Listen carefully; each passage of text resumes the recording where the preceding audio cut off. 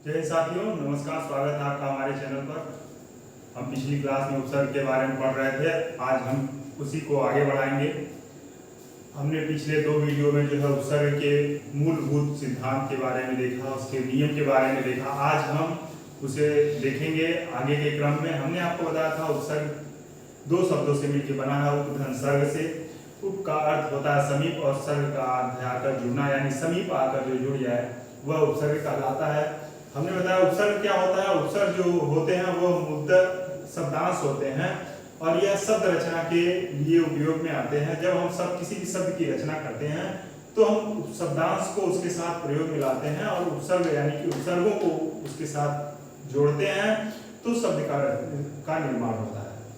आज हम संस्कृत उपसर्ग के अव्यय के बारे में पढ़ेंगे। पिछली क्लास में हमने मूल उपसर्ग के बारे में पढ़ा था, जो संस्कृत उपसर्ग के मूल उपसर्ग है उन्हें को देखा था। आज हम उसके अव्यय उपसर्ग को देखेंगे। उसके बाद हम हिंदी उपसर्ग के बारे में पढ़ेंगे और अंत में जो है हम विदेशी उपसर्ग जो हमारी भाषा में यूज किए जाते हैं, जो हम प्रतिदिन प्रयोग में लाते हैं, उनको देखेंगे। तो चलिए अब हम देखते हैं संस्कृत उपसर्ग के अव्यय उपसर्ग के बारे में। अव्यय उपसर्ग क्या होते हैं ये हम पहले जान लेते हैं।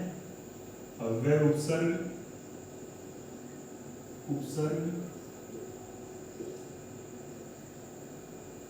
अव्यय उपसर्ग हमने कल बताया था।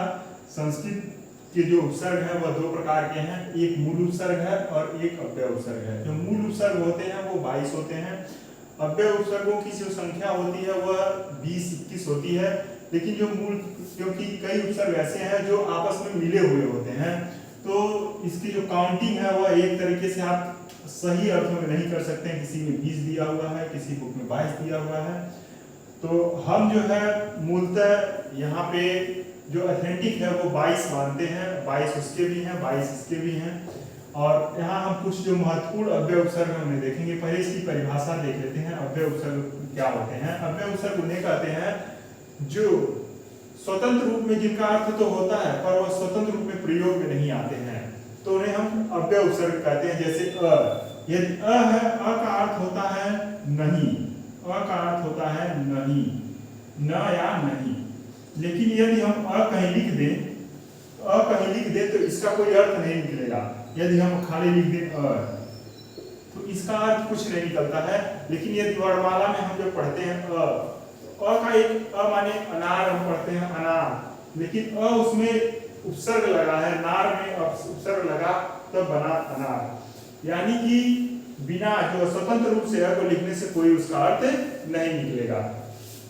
अब हम अव्यय उपसर्ग क्या होते हैं इसकी परिभाषा लिख लेते हैं। अव्यय उपसर्ग वह उपसर्ग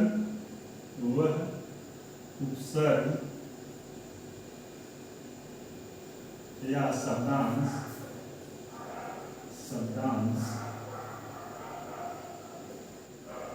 जिसका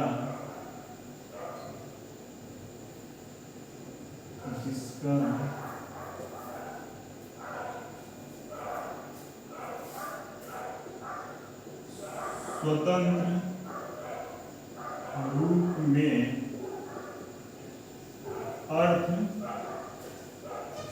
में अर्थ होता है, परंतु स्वतंत्र उपयोग में नहीं आते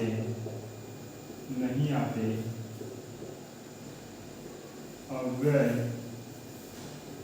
उपसर्ग कहलाते हैं। अव्यय उपसर्ग कहलाते हैं। हमने बताया कि ये स्वतंत्र जो है अगर लिख दिया जाए ये उपसर्ग, जैसे यदि हम अन लिख दें, अन शब्द लिख दें, अन शब्दांश, तो इसका स्वतंत्र रूप में अर्थ होता है अन का, यानी कि नहीं इसका अर्थ होगा। लेकिन यदि सिर्फ अन का ही लिख दें तो आप यदि लिखते हैं राम अन स्कूल जाता है, स्कूल जाता है, तो इसका कोई अर्थ नहीं निकलेगा। लेकिन यदि यह किसी शब्द के साथ जुड़ जाए तो उसके अर्थ को ये परिवर्तित कर देगा। जैसे लिख दे अनअधिकार, अधिकार लिखा हो, अधिकार शब्द लिखा हो, अधिकार, तो इसका अर्थ निकल रहा है। लेकिन यदि हम इसके साथ अन उपसर्ग को जोड़ दें, इसके साथ अन उपसर्ग ला दें, जैसे लिखा हो अन धन अधिकार, अब यहाँ पे संधि के नियम का प्रयोग करें तो अ और अ ये मिलके आ हो जाएगा, तो यह संयोग के नियम से हो जाएगा अनधिकार, अनधिकार। यानी कि अब अन का अर्थ हुआ अनधिकार, यानी जिसपे आपका अधिकार नहीं है वह हुआ अनधिकार। लेकिन अधिकार का मतलब हुआ कि हमारा अधिकार है। जैसे हम हिंदी पढ़ा रहे हैं तो हमारा पढ़ाने पर अधिकार है, लेकिन अनधिकार हम आप समझेंगे या नहीं समझेंगे ये आपका अधिकार है कि आप किस मूल भावना से यहाँ पे पढ़ रहे हैं। आप सीखने के उद्देश्य से पढ़ रहे हैं कि रटने के उद्देश्य से पढ़ रहे हैं, समझना चाह रहे हैं या नहीं समझना चाह रहे हैं, ये आपका है। इस पे मेरा अधिकार नहीं है, तो यानी अनधिकार है। सिर्फ पढ़ाने पे मेरा अधिकार है, तो वो हुआ अनधिकार, यानी कि अन का यहाँ पे अर्थ निकला। तो चलिए हम देख लेते हैं अव्यय उपसर्ग में जो जितने भी उपसर्ग प्रयोग में आते हैं सामान्यतः उन्हें हम देख लेते हैं और उससे संबंधित उदाहरणों को नोट कर लेते हैं। इसे आपने लिख लिया होगा। अब हम तेजी से जो है सभी उपसर्गों को नोट करेंगे और उन्हें देख लेंगे कि कौन कौन से उपसर्ग हैं।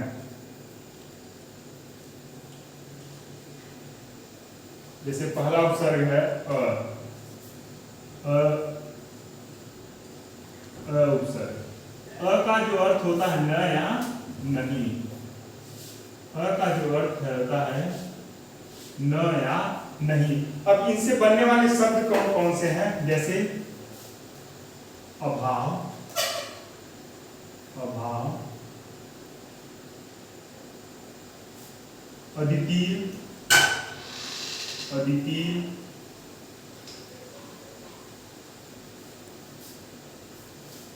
अवयव, अवयव, अवयव, उसके साथ साथ अचेतन, अचेतन,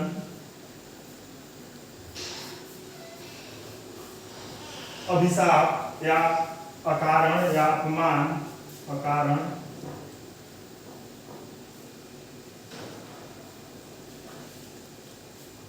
अविवेक, अविवेक, ये सब जो है अ उपसर्ग से बने हुए शब्द हैं। अव्यय यानी कि अभाव, अद्वितीय, अचेतन, अकारण, अविवेक, ये सब अ उपसर्ग से बने हुए शब्द हैं। इसी तरह अन उपसर्ग से बने हुए शब्द, अन का अर्थ होता है न या नहीं, न या नहीं, ये अन का अर्थ होता है। अब इससे बनने वाले शब्दों को हम देखेंगे अर्थ से। जैसे अन का अर्थ ये भी होता है अभाव, अभाव या विशेष, अभाव भी होता है। अन का अर्थ अभाव भी होता है, निषेध भी होता है, नहीं भी होता है, न भी होता है। तो आप इन सारी शब्द अर्थों को याद रखेंगे तभी आप समझ पाएंगे इसमें क्या क्या है। अन या नहीं, न, अभाव। जैसे होगा अनधिकार, अनधिकार, अनेक, अनेक, अनेक, अनुराग, अन धन उराग, अनुराग, अनादर, अनादर, ये सभी शब्द जो हैं वो बने हैं अन उपसर्ग से। अनधिकार, अनेक, अनुराग, अनादर, ये सभी यानी कि यहाँ अभाव या निषेध का जहां भी अर्थ निकलेगा वहां हम ये समझेंगे कि वहां पर अन उपसर्ग का प्रयोग हुआ है। अब अनादर, अनभिज्ञ, जैसे हम जानते हैं अभिज्ञ और अनभिज्ञ, अनभिज्ञ, ये जितने भी शब्द हैं, ये शब्द जितने हैं ये अन उपसर्ग से बने हैं। अब तीसरा उपसर्ग जो है वो हम देख लेते हैं हु, हु, हु का अर्थ होता है दुखी, कुत्सित या दुखी, कुत्सित। कु का जो अर्थ होता है वह होता है कुत्सित। अब इससे बनने वाले शब्द जैसे हैं कुसंगत, कुसंगत, कुसंगत, कुरूप, कुरूप,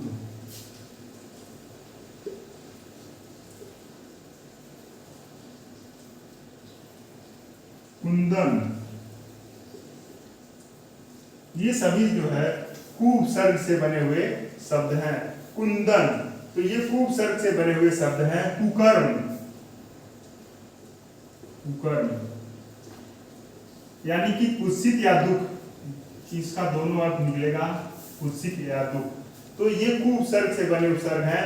आप देखेंगे यदि आपको हमने जब संधि पढ़ाया था तो बताया था कि कुछ उपसर्ग ऐसे होते हैं जो संयोग के नियम से बनते हैं, कुछ जो उपसर्ग ऐसे हैं उपसर्ग का प्रयोग जो है वो संधि के नियम को फॉलो करते हैं। जैसे यदि हम कुकर्म का जो है विच्छेद करें तो ये संयोग से बना हुआ शब्द है कुधन कर्म, कुधन कर्म। अब कर्म जो है इसका गलत अर्थ में यानी कि कुत्सित अर्थ में निकलेगा, दुख के अर्थ में निकलेगा। कुधर्म यानी कि जिसके कर्म बेकार हैं उन्हें हम कहते हैं ये कुकर्म हुआ। लेकिन इसी तरह आप देखेंगे क धन कुंदन, ये जो है संधि के नियम से बनेंगे और ये बन जाएगा कुंदन, कुंदन। तो ये संधि के नियम से बने हुए शब्द हैं, ये पूरे उपसर्ग में फॉलो होंगे। चलिए अब हम अगले उपसर्गों को देख लेते हैं।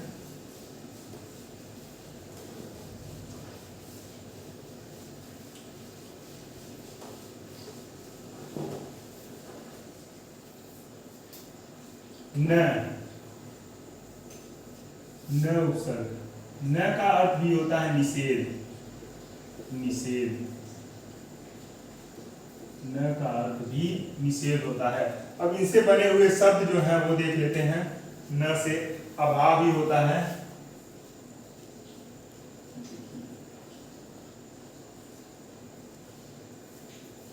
निषेध या अभाव। जैसे नाक, नाक, नास्तिक, नास्तिक। अब इसका यदि आप विच्छेद करें तो होगा न धन अप, न धन अप। न का जो अर्थ होगा ये दुख के या निषेध के अर्थ में निकलेगा, दुख। तो इसका अर्थ होगा नाक में, नास्तिक, जिसकी आस्था ना हो, तो ये होगा न धन आस्तिक, आस्तिक। जो आस्तिक का अर्थ होता है यानी कि अगर आपकी जो है ईश्वर में आस्था है, न माने नहीं यानी निषेध। जब आपकी आस्था ईश्वर में नहीं होगी तो आपको कहा जाएगा कि आप नास्तिक हैं। यदि ईश्वर में आस्था है तो आपको कहा जाएगा कि आप आस्तिक हैं। ये देखिए जो नास्तिक है वो आस्तिक का विलोम है। इसी तरह जो है आप याद रखेंगे जो नास्तिक है वो आस्तिक का विलोम है। तो ये विलोम शब्द इस तरह से न। अब अगला उपसर्ग है वह है स उपसर्ग, स उपसर्ग। यदि हम स माने होता है साथ, साथ या सहित, इसका स्वतंत्र रूप से यह अर्थ होगा साथ या सहित। लेकिन यदि आप कहीं स लिख दें तो वो स साथ का जो है अर्थ नहीं देगा जब हम वाक्यों में प्रयोग करेंगे। जैसे लिखा हो यदि परिवार, यदि लिखा हो परिवार, तो परिवार सिर्फ एक परिवार को, लेकिन यह लिखा जाता है जब आपको कार्ड दिया जाता है शादी में तो लिखा जाता है परिवार, यानी परिवार के साथ आइए नहीं लिखा जाता है, उसमें एक चीज उपसर्ग लगा दिया जाता है, लिख दिया जाता है सपरिवार। क्या लिखा जाता है? सपरिवार। तो इसमें जो स है वो उपसर्ग है। अब उसने अर्थ को परिवर्तित कर दिया कि आप परिवार के साथ आइए, यानी कि आप परिवार के साथ, यानी परिवार में आप हो सकते हैं, पत्नी हो सकती है, लेकिन सपरिवार यानी परिवार में आप पूरे परिवार, पत्नी पति, दादा दादी, बेटी बेटे, फूफा फूफा, जितने लोग हैं आपके घर में रह रहे हैं, वो रिलेटिव भी नहीं है तो भी आप परिवार के साथ रह रहे हैं तो वो भी आ जाएं, तो वो सपरिवार यानी कि पूरे परिवार के साथ जो है आप आइए। तो यहाँ पे स उपसर्ग का प्रयोग हुआ, सपरिवार। यदि लिखा हो हित, इसके साथ स उपसर्ग लिख जाए तो हो जाएगा सहित, यानी कि किसी के साथ, पूरे के साथ, सहित। उसी तरह स उपसर्ग से बना है सहित, सादर। यदि कहीं लिखा हो आदर लिखा जाता है कि आप आदर पूर्वक आमंत्रित हैं, यानी कि आपका आदर होगा। लेकिन आपने देखा होगा कार्डों में लिखा होता है स आदर, स आदर, आपका स्वागत है, सादर, सादर यानी कि आप सादर आमंत्रित हैं, यानी कि वहां पे स उपसर्ग का प्रयोग हुआ। तो ये हुआ स उपसर्ग, यानी कि स उपसर्ग से बनने वाले पर शब्द हुए सपरिवार, सपरिवार, सहित, सहित, सादर। ये सभी जो शब्द हैं वो स उपसर्ग से बने हुए शब्द हैं। अब हम और उपसर्गों को देख लेते हैं।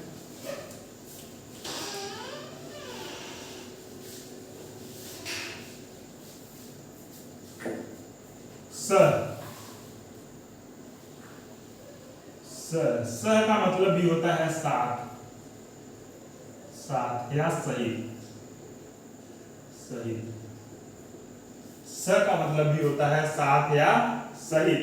जैसे यदि लिखा जाए सहयोगी, शब्द होगा सहयोगी, यानी कि जो आपके साथ काम करता है, आपको जो सहयोग देता है, सहयोगी। जैसे मेरे पीछे काम कर रहे हैं कैमरामैन, कैमरा पे जो काम करता है वो मेरा सहयोगी है। या फिर जो मैं इसको लिखने के बाद एडिटिंग करूंगा वो जो मेरा सहयोग करेगा, या मुझे जिससे भी पढ़ने के समय जिन बुकों की मैं सहायता दूंगा, जिनका सहयोग लूंगा, वो होगा मेरा सहयोगी। उसी तरह होता है सहयोगी,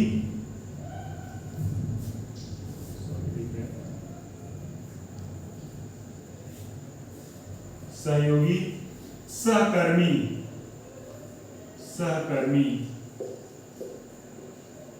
सउदर,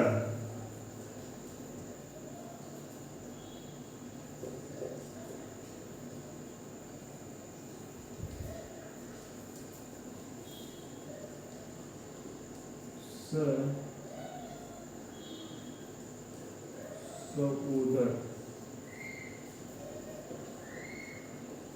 सउदर, सउदर। उसी तरह हो जाएगा सहपाठी, सहपाठी,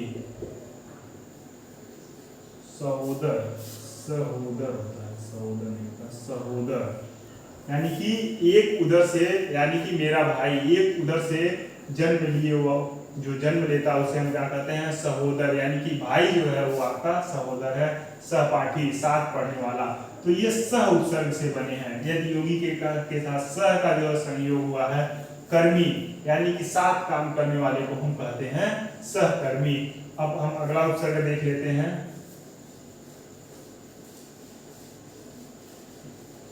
प्राक। प्राक, प्राक मतलब होता है प्राचीन या पहले। प्राक मतलब प्राचीन या पहले। अब इससे बनने वाले शब्द जो हैं वो हैं प्रागैतिहासिक, प्राग, प्रागैतिहासिक,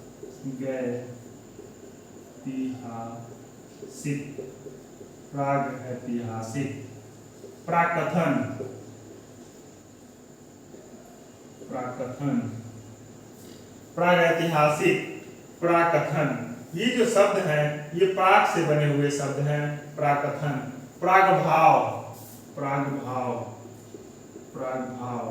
ये शब्द जो हैं ये सभी प्राक उपसर्ग से बने हुए शब्द हैं। इसी तरह हम अगला उपसर्ग देख लेते हैं, बहु। बहु, बहु माने होता है अधिक, अधिक। जैसे बहुमत, बहुमत, बहुउद्देश्य, बहुउद्देश्य, बहुउद्देश्य, बहुरानी। ये सभी जो शब्द हैं ये बहु उपसर्ग से बने हुए शब्द हैं। बहुगामी, बहुगामी, बहुत। ये सभी बहु उपसर्ग से बने हुए शब्द हैं। अब इसी तरह अगला है नाना। नाना मतलब होता है अनेक, नाना, नाना उपसर्ग होगा। नाना का अर्थ होता है अनेक, अनेक। अब इससे बने हुए शब्द हैं नाना प्रकार, नाना प्रकार, नाना प्रकार,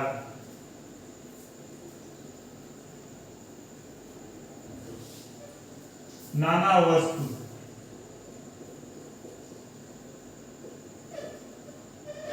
ये सभी नाना से बने हुए शब्द हैं। अब हम अगला उपसर्ग देख लेते हैं।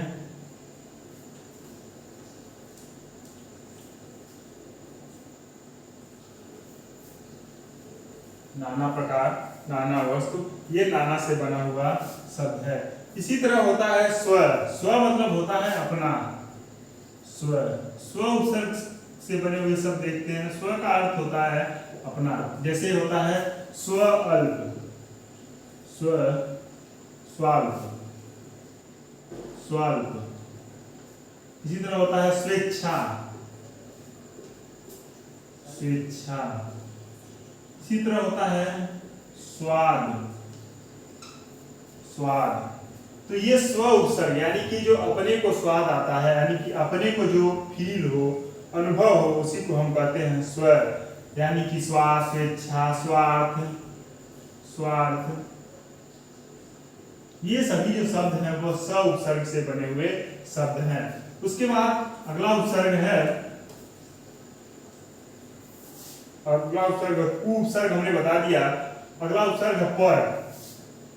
पर, पर का मतलब होता है यानी कि जो दूर हो, उसको हम कहते हैं पर, या पराया या दूसरा, पराया या दूसरा। अब इससे बने हुए शब्द हैं परोपकार, परोपकार, परोपकार, पराया, परमादेश, परमादेश, परमादेश। ये सभी जो शब्द हैं परम धर्म, परधर्म, परधर्म, पराजय, परीक्षा, परीक्षा, पराजय। ये सभी जो शब्द हैं ये पर उपसर्ग से बनाया हुआ, बने हुए शब्द हैं पर उपसर्ग। अब अगला उपसर्ग है परा। परा, परा का अर्थ भी होता है पराया। इनका, इसमें एक चीज आप देखेंगे, पर और परा, यदि कभी हम ये देखें कि परा दिखा शब्द हमको दिखाई दे, तो वहां पे दो उपसर्ग हो सकते हैं। हो सकता है वहां पे पर उपसर्ग हो या परा उपसर्ग हो। अब परा उपसर्ग से जो शब्द बने हैं, जैसे लिखा है पराया, पराया। अब यहाँ पे देखिए पराया ऊपर भी हुआ, पर धन आया, अब पराया यहाँ भी हो गया। तो आप इन्हें देख के कंफ्यूज में हो जाएंगे कि इसमें कौन सा उपसर्ग है। तो वहाँ पर उपसर्ग है या परा उपसर्ग है। यदि पर उपसर्ग दिया हुआ है तो आप पर पे टिक करेंगे। यदि परा दिया है तो भी आप पर को ही वरीयता देंगे, परा को वरीयता नहीं देंगे। लेकिन यदि परास्त लिखा हो, पराभव लिखा हो, परास्त, परास्त, पराभव, पराजय, ये यदि शब्द कहीं लिखे हो तो आप वहां पे परा उपसर्ग को टिक करेंगे, परा उपसर्ग को आंसर माना जाएगा। अब हम अगले उपसर्ग को देख लेते हैं, सम उपसर्ग।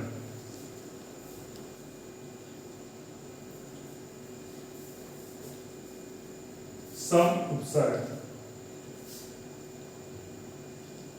सम, सम मतलब होता है समान या बराबर, समान या बराबर,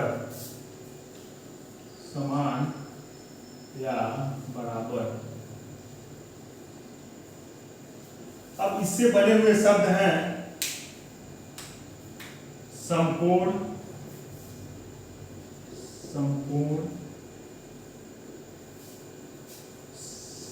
सम्मान, समानता, सम्मुख,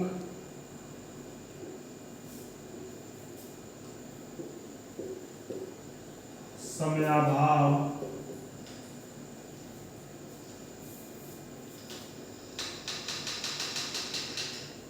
समयाभाव, ये सभी जो है समय, ये सभी सम उपसर्ग से बने हुए शब्द हुए। अब हम देखते हैं सत उपसर्ग से बने हुए शब्द। सत का अर्थ होता है अच्छा, सत का अर्थ होता है अच्छा। अब इससे बने हुए शब्द हैं सत्कर्म, सत्कर्म, सद्भावना, सद्भावना, सद्भाव, सद्भाव,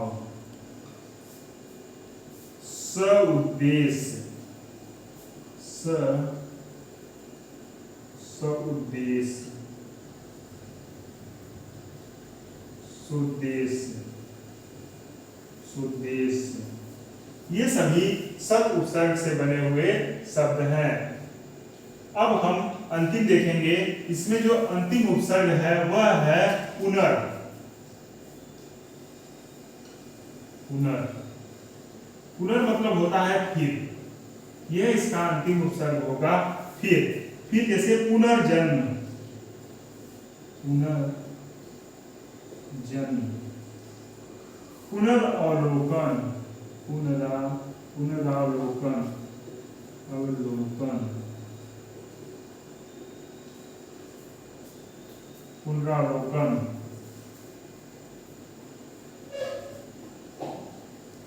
पुनरावृत्ति,